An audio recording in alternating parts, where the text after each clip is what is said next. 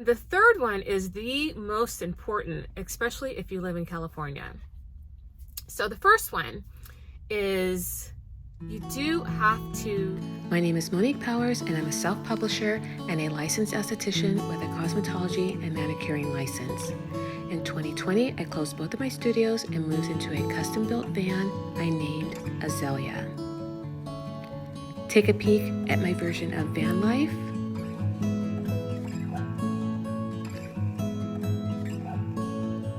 My personal life, and my vacations in between. Good morning, you guys. I'm on my way to get my tires rotated, and I'm so grateful that it's free because I feel like I'm in a season of spending a lot of money on this van. Beginning with, I inadvertently paid my registration late because I completely forgot about it. So that was an additional $100. And then I got, so that was my fault. And then I got a $53 parking ticket. That was my fault. And then I got a hole in my tire that I had to replace. Remember, I had to replace that. That was my fault because I ran over a curb, actually. I hit it pretty bad. So I had to get that tire fixed. And then I started shopping for things to make me feel more comfortable in the van. So I feel like I really needed that. And then I needed to replace my house batteries because they weren't any good. And I don't really regret that because I did need more power in the van, and now I just don't even think twice about it. I'm very grateful that I was able to increase my battery power, even though it did cost a lot of money, and this is really not the time to be spending that kind of money. But I'm grateful that I did. And the last thing that I know of that I have to do is one of the brackets, or I think at least one of the brackets, came loose on the running board, and I have to replace that.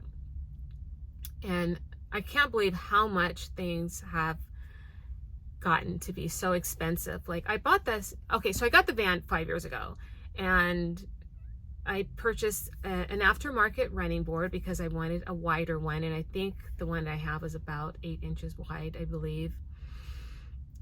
And it cost me just short of $700. It was like $648 or something like that. So I called because I just need 2 brackets. And the kit alone with the brackets is over $600. It's like $614. And I don't need a whole kit minus the boards. I just need 2 brackets. So after many phone calls, actually the guy who I purchased the running board from, he was kind enough to give me the manufacturer's number. And I spoke to 2 gentlemen. And the second one was kind enough to just let me purchase 2 brackets. I think I only need 1, but I asked for 2 in case I do need 2, or if this happens again, I'll have it. Those brackets were $45. And to ship it was going to be $75.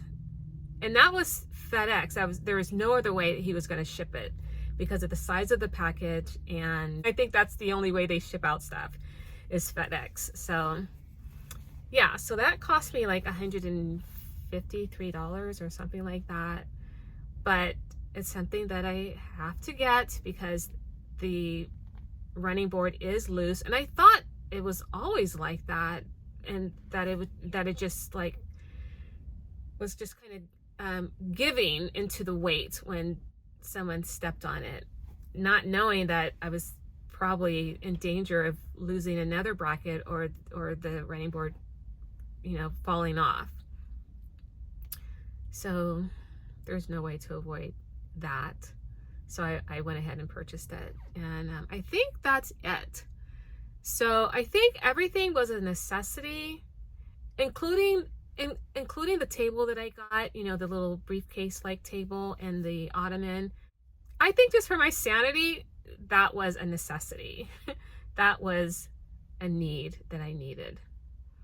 But anyway, let's go ahead and get these tires rotated because the guys that did my van conversion and who installed my batteries noticed that there was some wear on my tires and I probably needed the tires replaced, but I looked a little closer and it looked like that they just needed to be rotated right now before I actually have to replace them. So let's go ahead and get them rotated, and then I'm gonna hop back on here. Oh, this is the thing. I wanna hop back on here and talk to you guys about the 3 unspoken costs of van life that I haven't heard anyone doing van life talk about. These unspoken costs that need to be taken into consideration when you are thinking about purchasing a van and doing van life, whether you're working in your van or living in your van. All right, so let's get these tires rotated and I'm gonna hop back on here, okay?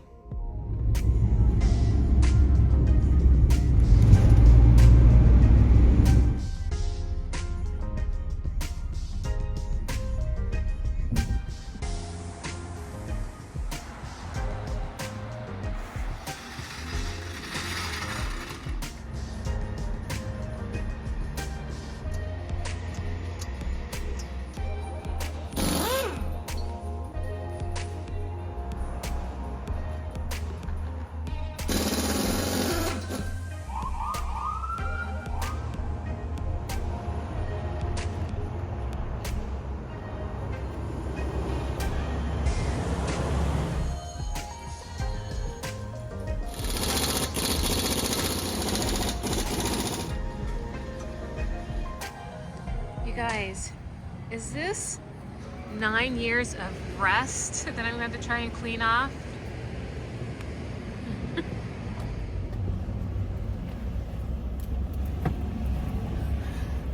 Okay guys, let's get out of here so we can go somewhere where we can talk.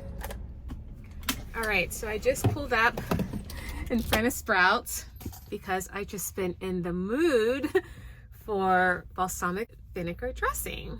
So I'm just going to run in here after we get through talking. So I want to talk about the 3 unspoken costs of van life that I had no idea about when I first purchased my van. To be quite honest, when I decided to do this type of van life, working in my van, I wasn't really thinking about the costs beyond purchasing the van and the van conversion. I wasn't thinking about annual cost of a van. I wasn't even thinking about gas. And gas is really expensive, especially if you are traveling in your van. I'm just working in my van and I do travel at least or at most 2 hours away from where I live. And so I try to not go to a particular area if I'm just going to see one client, because I feel like, man, I'm wasting gas. So I do think about where I'm driving when it comes to seeing my clients, as I'm sure people who are living in their vans, traveling in their vans, they think about that as well. So that's something I have to think about too. That's a bonus. That's an extra. That's number 4 actually, but I did say 3. Third one is the most important, especially if you live in California. So the first one is, I had no idea that I had to get my van weighed until I tried to register the van. And I don't actually remember what the cost was, but I'm sure it was probably over $200. I don't really remember. I do remember that the van does weigh over 8,000 pounds. And that was after I got it converted. So who knows how much it would have weighed prior to conversion, but I did have to pay that fee. So nobody talks about that on any of these YouTube channels, especially if you're living here in California. I don't know what they do in other states, so I can only talk about California. But yes, you will have to get the van weighed before you can register it, and obviously you can't even operate your vehicle legally unless you do get it registered. So prior to registration, you will have to get it weighed first. So that is an additional cost that you're going to have to consider when you're making out your budget on how much you can actually afford van life. I believe it's just a one-time cost. You only pay that once, because they base your registration fee on the weight amount of your vehicle. And your vehicle, you have to register as a commercial vehicle. So all commercial vehicles need to be weighed, and they determine what your registration fee will be based on the weight. And based on my weight, my van's weight of 8,000 pounds, a little over 8,000 pounds, my registration, I think it was $800 or $700, something like that. It was very expensive compared to what I was used to paying. I was used to paying about like $153, something like that, for my SUV. And I was pretty shocked on how much I was going to now be paying for my van, and was hoping as the years, go on, that I wouldn't have to pay that much money. And for almost every single year, with the exception of this one, I've had to also get the vehicle smogged. So that costs too. So you have to smog check your vehicle, depending on the age. This is a 2016 van. So it's 9 years old, and I've had it for the last 5 years. So having to get it smogged, plus paying the registration, that is a cost that you have to consider, especially if you're not used to paying hundreds of dollars more than you're used to paying for just registering a vehicle. So you're gonna have to take that into consideration too. So that's the second one. The first one, paying the fee to get your van weighed. Even if it's a bus, that is a commercial vehicle. There are some trucks, even if you have like an F-150 truck, you'd have to register it as a commercial vehicle, because they consider it a business vehicle where you can transport like work equipment, things like that. So that's something to consider as well. And last but not least is insurance.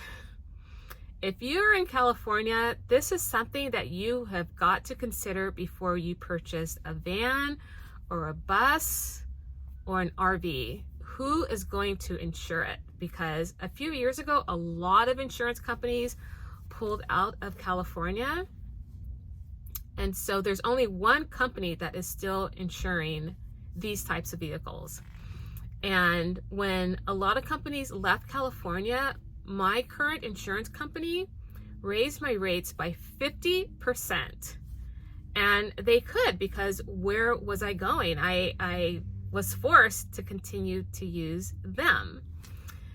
And that is something that you have got to consider when trying to go into van life, whether you're living in your van or working in your van like I am, because you can't even operate the van without insurance. And my insurance went up over $3,000 a year. And I just paid it out front, because that is not a monthly bill that I want to, I don't want to incorporate that into my budget. So I just paid it, so I could just pay it and forget about it and not think about it again until 12 months, from renewal. So that is pretty heartbreaking, especially if you have a vehicle that maybe they won't insure. So that's why you've got to think about who is going to insure your vehicle before you purchase it.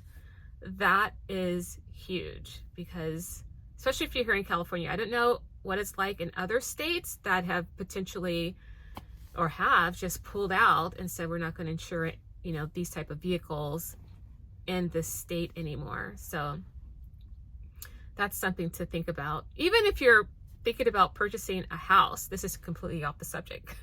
Even if you're thinking about purchasing a house, you got to make sure that you can afford insurance, and you have to ensure that you can find someone that will insure the house. Otherwise, I wouldn't be purchasing a house, especially here in California. Anyway, so those are the 3 things that you need to consider that are unspoken costs for your van, the cost of getting the van weighed, the cost of registration. Remember, your registration is based on the weight of the vehicle. So you might want to think about possibly getting it weighed before your van conversion to try to get the van as light as possible before you get it registered. And then the third thing is who's going to insure your van or bus or truck, because that's going to be a huge cost as well. And these are costs that nobody talks about. I didn't want this video to be too long. I just wanted to share that with you because I realized that some people might not be considering what these unspoken costs are, and they are real, and it can hinder or delay when you're actually going to get on the road if you don't, budget for this. So this is the end of the video. Leave a comment below if this has helped you in any way, if these are some costs that you didn't even consider when you were thinking about or are thinking about going into van life, whether you're going to be living in your van or working in your van. All right, so I'm going to hop off here and go into Sprouts, and I will see you guys in the next video. All right, take care.